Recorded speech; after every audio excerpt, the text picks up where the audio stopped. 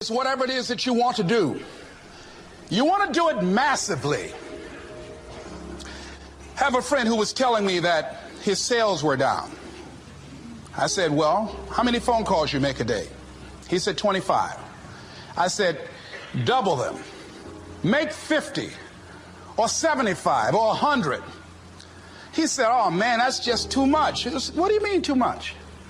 You behind on your bills? You're talking about too much? You know one way to get back on your feet real quick is to miss 2 car payments? There's no competition out here. Decide that you're going to push yourself. Most people won't do that. Most people give up on themselves easily. You know the human spirit is powerful.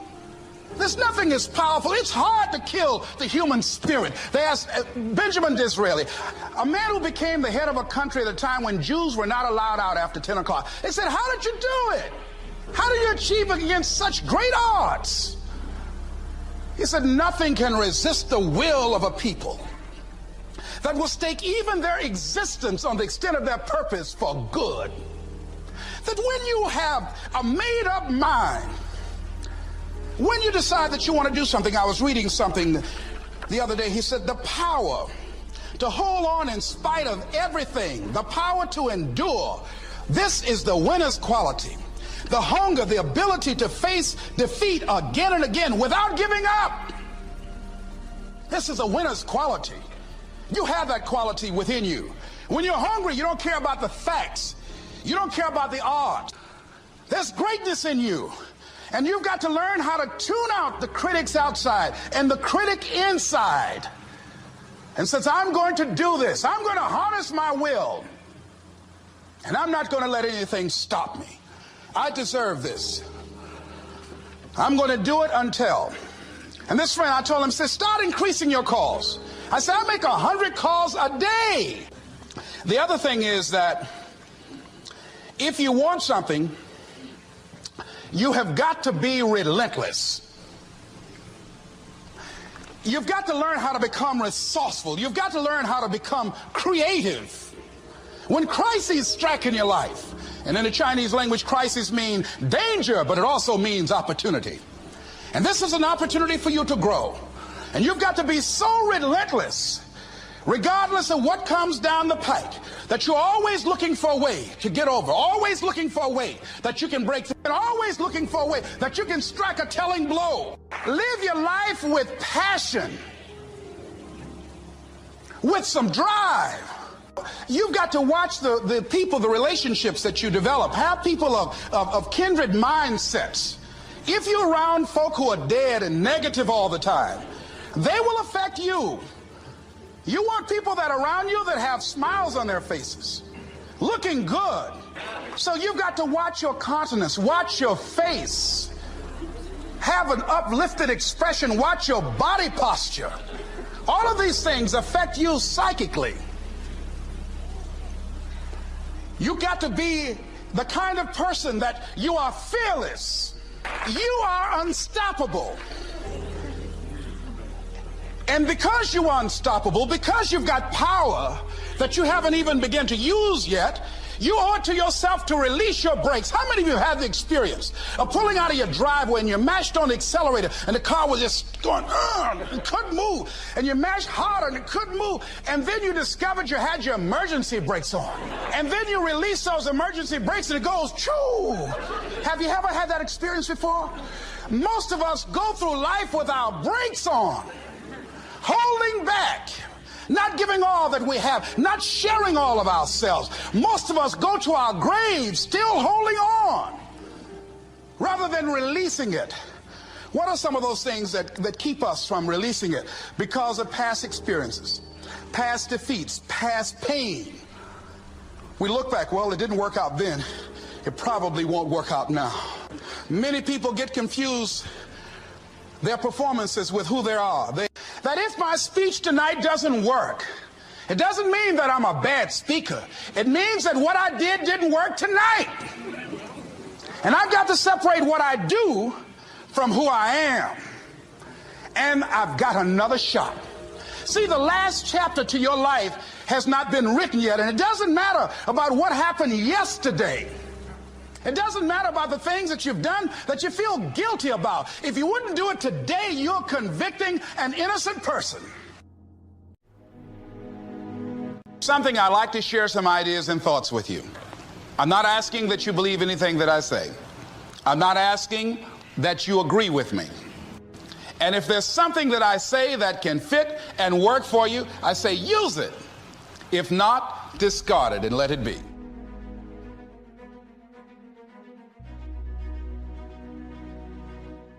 One of the things I have realized, and many of us have, that if you want something out of life, if you want to change yourself, if you want to acquire something, if there's some goal that you want to reach, that is really not easy as some people will make us feel.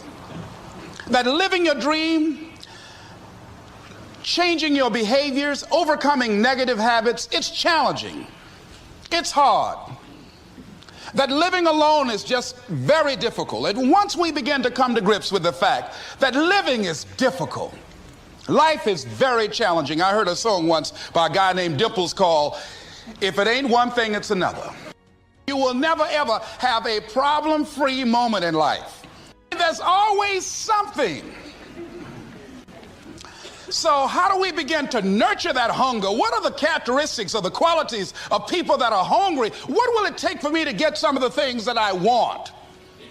And being hungry for those things, number one, you've got to work on yourself. It's very important that you engage in an ongoing process to develop you. Spend more time on yourself than what you've been spending. It's very important. You owe that to yourself. I was reading a book by Og Mandino called The University of Success. Read one line, gave me a chill. I didn't have to read anything else in the book. He said, many of us never realize our greatness because we become sidetracked by secondary activity. We spread ourselves too thin, don't know how to say no. And we find ourselves doing all kinds of things and never ever have time to do those things that we need to do to work on ourselves. And then there goes a second, there goes another second, there goes another second, and we can't stop and hold time. And before you know it, you wake up one day and you're behind on your dreams and your bills. So decide that you're going to take some time to work on you, that you deserve that from yourself, that your life deserves some prime time. Because you are creating your own production. As Michael Todd would say, you are the star of your show. You are the director. You're writing the script. And you will determine whether your life is a smash office hit or flop. You determine that. Working on yourself, talking to yourself. That's so very important. Overcoming the negative conversation, that inner dialogue that's going on all the time, even when you don't want it to be there. You can't stop yourself right now from thinking. You can't do it. It's going on. And so learning how to empower yourself, part of doing that is standing up to yourself. You've got to stand up inside yourself sometimes and say, shut up. You've got to do this. I was going to give a presentation, and this voice inside of me saying, you can't do this. You don't have everything it takes. Shut up. You'll get scared sometimes. Your mind will go blank on you. Some people you will allow to unnerve you, and you wonder, what's wrong with me? I'm not crazy. That's why you've got to learn to make a conscious, deliberate, determined effort to stand up inside yourself. Working on yourself, watching that inner dialogue, it will determine the quality of your life. When you're working on something you want to achieve, you have got to stand up to that voice. You've got to sell yourself every day on your abilities, on what you're doing, on the goal that you want to reach. You've got to sell yourself every day, according to your level of belief. It will manifest itself in what you're doing. Whatever we have right now, whatever we're demonstrating in our lives, is a result of what we believe subconsciously that we deserve. And part of increasing that belief level is that you have got to convince yourself every day You've got to sell yourself. I do a lot of training for many corporations, and I conduct sales seminars, and I've heard all kind of guys doing techniques and training people techniques of how to close sales and how to work with and begin to control the sale and how to ask for the close. Let me share something with you. You can learn all the techniques in the world. If you don't believe in yourself, it won't happen for you. I learned all of it. So that's why I do a training called Focus on the Seller. You've got to focus on you.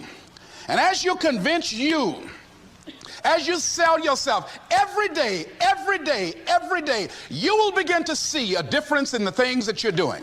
Selling yourself on your ability to perform a job, to achieve a certain objective. Telling yourself every day, here I go again. And I got what it takes. This is my day, and nothing out here is going to stop me. That brings me to the next thing. It takes courage to act. Part of being hungry when you've been defeated, it takes courage to start over again. I used to do door-to-door sales, and I was working with another friend of mine, and door-to-door sales, I mean, it's punishing. It's cruel and unusual punishment. And I was a little boy knocking on the door. Hello, would you like to buy a nice working television set? No money down? No! Bam! They slammed the door in your face. And the friend of mine that was working with me, they slammed the door in his face, and I looked back, and he was going to the car. He said, I can't do this. And he sat down in the car, and he said, you go ahead, I'll be here when you get back. Now, he had a mother and father to take care of him. My mother was ill. I am adopted.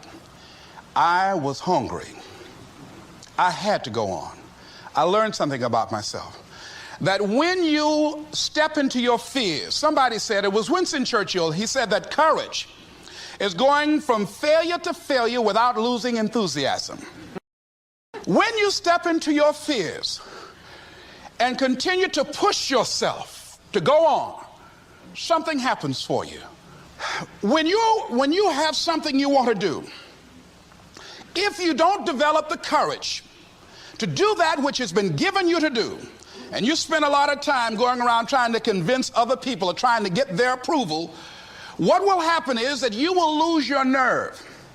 And other people will convince you that what you're doing doesn't have any value, and you'll give up on your dream.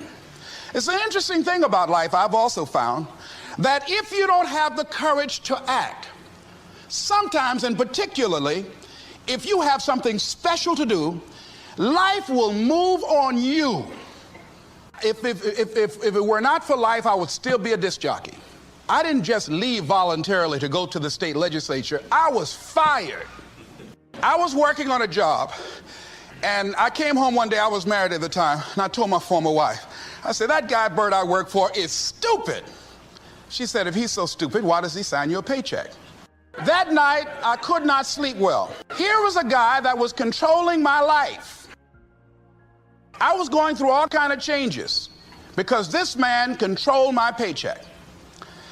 And it was Carlyle who said, truth crushed to earth shall rise again. Winston Churchill said, the truth is incontrovertible. Malice may attack it, ignorance may deride it, but at the end there it is. And we know scripture that says, ye shall know the truth, and the truth shall set you free. And the truth that I had to come to grips with, that I wasn't in charge of my destiny. The truth was that I wasn't giving all that I had. The truth was that there are some things that I wanted to do, but I didn't have the courage to act on those things. And the truth was that Bert Childs was a blessing to me. He made life so miserable for me, I had to start looking at my life differently. I started going to work earlier. I started being the last one to leave there. I started working harder than anybody else. The other guys could not. Why would you work so hard, Les? I said, I'm not working for them. I have been cheating, Bert, I thought. I've been cheating myself and my family. Wherever you are, whatever you're doing, do it with everything that you have. Develop the habit of giving more than what you're paid for. Develop the habit of setting standards that others will be measured by. Someone said, do not go where the path may lead, but go where there's no path and leave a trail. Before April 1954, The common belief, the universal belief, because it had been tried again and again and again, and people had failed, the belief was that man was not physically capable of breaking the 4-minute barrier, that he could not run a mile in less than 4 minutes. That was the belief on the planet. It had never been done.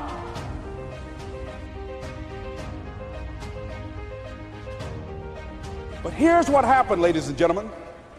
Roger Bannister came along, and he broke the 4-minute barrier. Now here's what's significant about that. Since that time, up to this day, over 20,000 people have done it, including high school kids. 20,000 people. What changed? Here's what happened when they got on the track. They knew it had been done. And because they knew it had been done, there was a new belief about this barrier, about this goal that was unreachable. And those 20,000 people got in the race believing, knowing in their heart that someone had done it, that it's possible that they could do it. And I'm saying that if you know anybody that had some goal, some dream, something they wanted to do, and they did it, then I'm saying that you know in your heart that if someone has done it, then you can do it. It's possible. And that if someone can make their dream become a reality, that it's possible that you can make your dream become reality. And so as you begin to look at where you want to go, beginning to embrace that, it's possible. I'm blessed and highly favored. I've got a lot going for me. I got some good stuff in me. And it's possible that I can bring my greatness out here in the universe, that I can do what I want to do. It's possible I can write my own book. I can have my own business. I can take the trip and travel around the world. It's possible. I can bounce back from adversity and reinvent my life. It's possible. Regardless of where I am, that things can get better for me. It's possible. I'm thinking about two men right here in Chicago who were fairly successful, similar background, educated. They worked for a corporation for many years, and they were among many people that were laid off. Two guys who were very good friends. One went out looking for a job for several weeks along with the other one, and they faced disappointment and rejection again and again and again. They couldn't find any work, which is the story of many people across this country. One guy stopped. He became discouraged. He stopped going. He stayed home looking at television, became very argumentative and toxic with his wife, drinking beer, getting on the phone, talking to his other negative, unemployed friends, and he just gave up. The other guy kept looking for a job everywhere he could go. Every time he could get an opportunity, kept asking people, networking, checking the newspapers every day. Kept going everywhere he could, trying to find a job. You have too much education. You're overqualified. You won't be here long enough. He kept going. He kept going. He went to a place and said, look here, I tell you what, if you can't hire me, and I know you can use my talents, abilities, and skills, I don't want to sit home and do nothing. Just let me do some volunteer work. You don't have to give me anything, all right? I just want to work. I want to be busy. Guy said, okay, it's on you now, but don't expect me to give you anything. It's okay. This guy came in and worked. He was the first one there.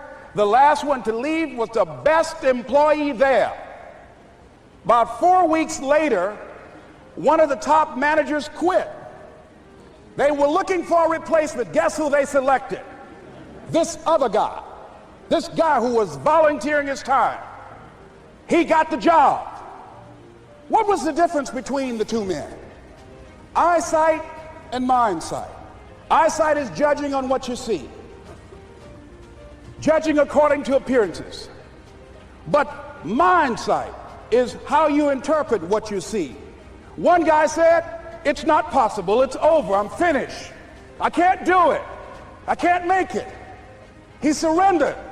I've faced rejection again and again. I'm not going anymore. There are no jobs out there. But this other guy, he felt that in spite of the no's and rejections, in spite of how bad the economy is, in spite of what the newspapers are saying, that it's possible that somebody somewhere will give me a job. He just kept going, thinking it was possible. And guess what, ladies and gentlemen? That's what we have to do with our dreams. Because things happen to you in life that you can never, ever anticipate. And many times when those things happen, you want to give up. I remember when I was in broadcasting, when I was a disc jockey, I became very controversial, not only being a disc jockey, but I felt that radio was something that you not only entertain people with, but you also empower them, you educate them. And I got fired. I didn't just leave, they fired me. They took my microphone. I thought that was who I was. No, ladies and gentlemen, it wasn't. I had to do something else. And I didn't know what else I could do. See, here's what I'm looking at. What are the uses for your life right now that you haven't even reached for yet? See, I believe that when you don't have enough encouragement to act on your dreams or ideas, or you're not enlightened enough, that life will act on you. Some decisions are major decisions. And also there are a lot of small decisions that we don't make, that they tax our minds, they drain our energy, they create a lot of anxiety and nervousness and mental torment because we don't take care of it. We decide not to decide, which is a decision. Deciding to decide, to act, is a major, major challenge for all of us at different points in different areas of our lives. And there are things that happen to us along the way, experiences that we have that prevent us from working through the mental block of acting, of doing those things that we know we ought to do. And so what I want you to think about is, what is there that you know you need to do, that you want to do this, but for some reason or another, you've been holding back. For some reason or another, you just have not been able to gather your nerves or be able to work through the procrastinating or putting it off or justifying or blaming. Some reason or another, you just haven't done it. And you know you ought to do this. You really want to do this, but you don't know why you haven't done it. Anybody know what I'm talking about? Raise your hand, please. Okay, then I've got company here this evening. I'm not talking to myself. Now, first of all, we know that this is not easy. Because in order to begin to reinvent your life, you've got to make a conscious, deliberate, determined effort. That you really have got to put all of yourself into it. It's very challenging to act, to do those things. There are times when you're looking at it and you say, I know I need to do this, but I don't feel like it. I don't want to do it. I know I need to do it, yet leave me alone. No, I don't want to do it. So what do we do? What are those things that cause us to do like that?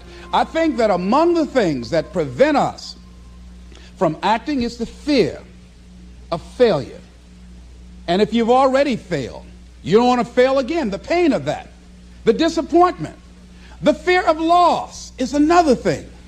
Because many times when we do those things that we know we need to do, we feel that we might lose somebody that we love very much and care about. We don't want to hurt anybody. Many of us don't act because we want other people's approval. We want everybody to like us and to accept us. And that's not possible. Many of us don't do the things that we want to do and don't act because of lack of self-confidence. We don't believe enough in ourselves. I have a friend who's been working on a job where she's miserable, talented, want to go to another place that she can do what she wants to do and make the kind of money that she would like to make, and had some offers. But because of her fear and her lack of self-confidence of things might not work out, she won't take a chance on herself. So there she is, spending 8 hours a day, 5 days a week, and she's miserable. She hates to go to work. They're not paying her what she's worth. She knows it. But yet and still, she won't do that which she knows she must do, and it's wearing her out.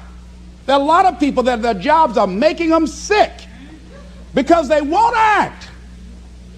You check out the absenteeism and the people that are depressed. You see them coming to work angry. How you doing? I don't know. Just leave me alone. It's not even 9 o'clock yet. You're talking about good morning. There are days you go to work, you want to just keep driving past the job. You don't want to stop because it's not in sync with who you are. But you haven't acted. Have another friend. This guy's brilliant. He's a business consultant. He helped a lot of people get their business started. And people come to him because they know he's knowledgeable. But this guy won't start his own business. Now, he's very smart. He can do it. Everybody believes in him except him. And he's so smart, he's talked himself out of it. Well, the numbers aren't right. And so there are many reasons why we don't act. There are other things, though, that affect us. Is that not wanting to take personal responsibility. We want somebody else to do it. And many times we pick up our inability to do certain things from people that we love, people that we admire. We identify with them, and we live in the context of their ideas, their opinions, and their life patterns. We buy into it unconsciously. My mother is a pack rat. She keeps everything. She doesn't throw anything away. And I have unconsciously picked that up. Now, my mother never said, let me show you how to keep everything, Les, and just clutter things. I unconsciously picked that up, many times unconsciously. We try to honor the people we love by being like them. By the same token, I realized something about myself when I had some major decisions to make, and I found myself acting like my mother. See, my mother's the kind of person that when she has a problem with one of the other foster children that she adopted, she won't confront them. She will call me. Les, why don't you tell Linda to move? She's lazy. She won't go to work. She runs the street all day, and then she comes home and wants to sleep all day, and I think she's doing drugs. I said, but Mama, why don't you tell Linda that?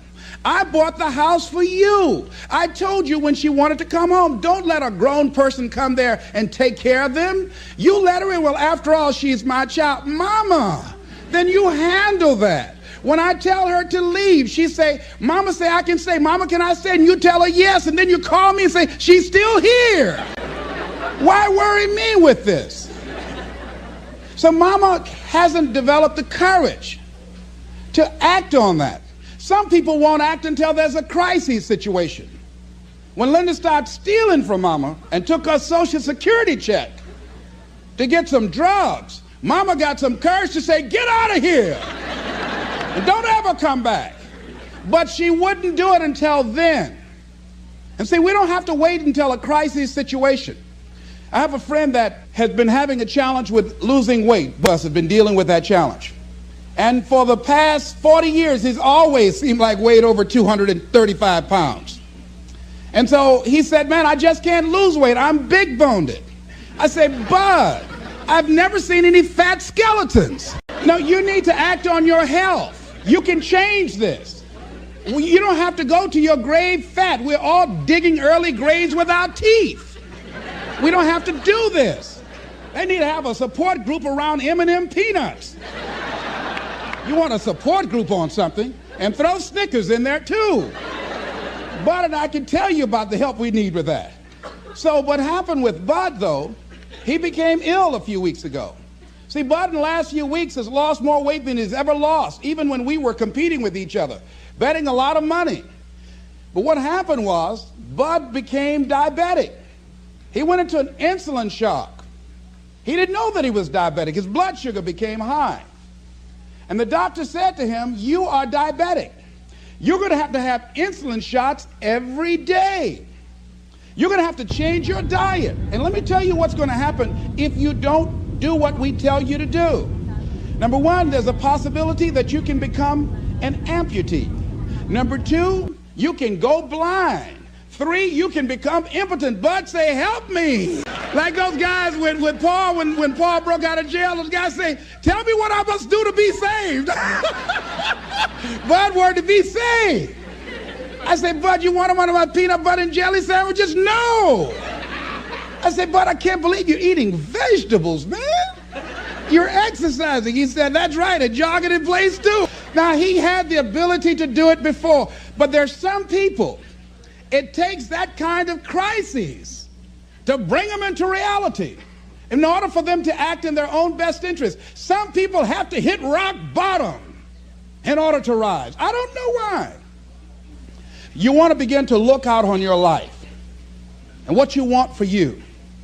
And I think that when we begin to focus in the area of what does it take for us to act, I think we can say events can inspire us to act, like that particular event in his life. Circumstances.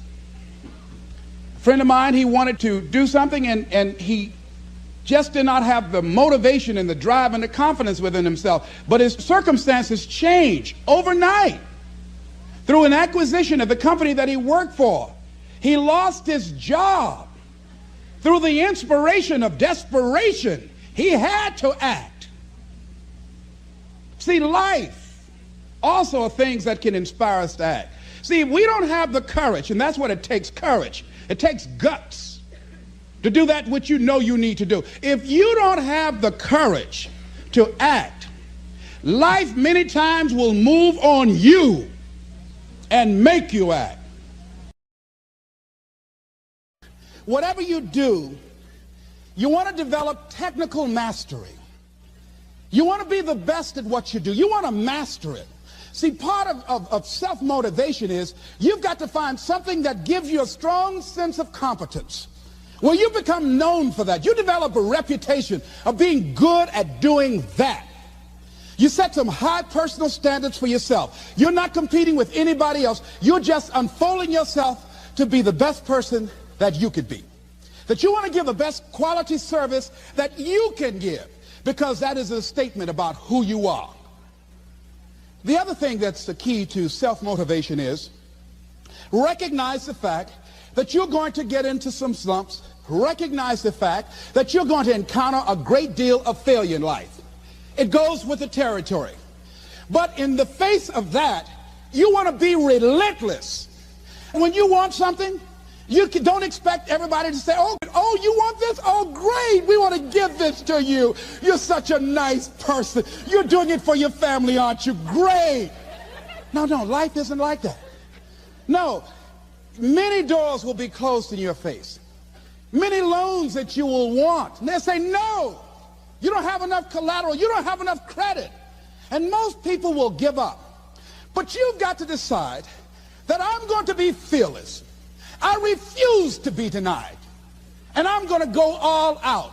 I'm going to be relentless. I don't care how many no's I encounter. I like something Isaiah Thomas said when he was getting ready for a basketball game. He said,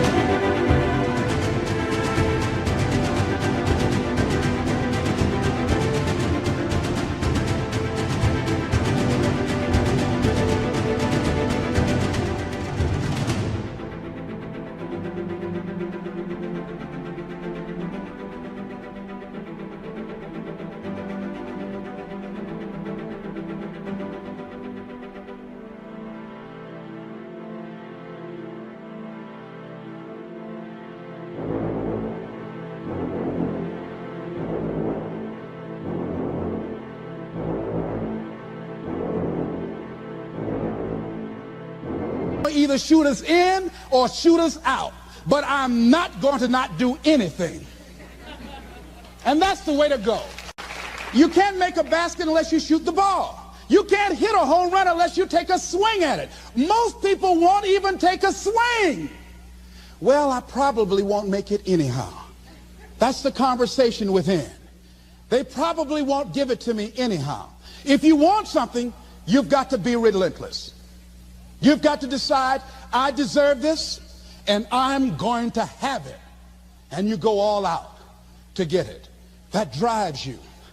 The next thing is that when you want something out of life, you've got to be willing to go into action. Don't wait around for things to be just right. Don't wait for things to be perfect. Don't wait for the ideal situation. It will never be ideal. There will always be a reason. Well, as soon as the children grow up, or as soon as I pay my bills, or as soon as I get my divorce, as soon as I get enough money together, do what you can, where you are with what you have, and never be satisfied. A lot of people never take a chance in life. They don't want to take any chances. They want the situation to be ideal. See, that's not walking by faith. That's walking by sight. If I can see it, I'll do it. No. A lot of people say, if I can see it, I'll believe it. No. If you believe it, you can see it. And don't be disturbed because no one else can see it. That's not unusual. That is ordinary. But because you want some different kind of results in your life, you've got to be willing to be unreasonable. If you want unreasonable results in your life, you've got to be willing to be unreasonable. Part of being unreasonable, you don't judge according to appearances. Part of being unreasonable, you can see it because you believe it. That's part of being unreasonable. Part of being unreasonable, you're like Paul who said, you must have the faith to call forth those things that be not as though they were. That's part of being unreasonable. Most people won't do that. Most people say, call me when you get it together. The other thing is that one of the keys to self-motivation that empowers you is that you want to find a cause larger than yourself. Find something that you can contribute to. Find something that you can make a difference because you can. Part of what feeds your larger vision, part of what gives you a reason for being, part of what gives you your life is being able to give something back. Say, I can't afford to give anything. You can't afford not to give. Give your time. Give your talent. If it's nothing, just to go over there and lick envelopes. I don't know exactly what I'm going to do, but I'm going over there. It's part of my tithing in the universe. Once you develop that special sense of mission, and that's what you develop when you're part of a larger cause than yourself, it drives you. You don't need an alarm clock to get up in the morning. You have special power. You'll go places and folk will like to be around you. They will know there's something different about you.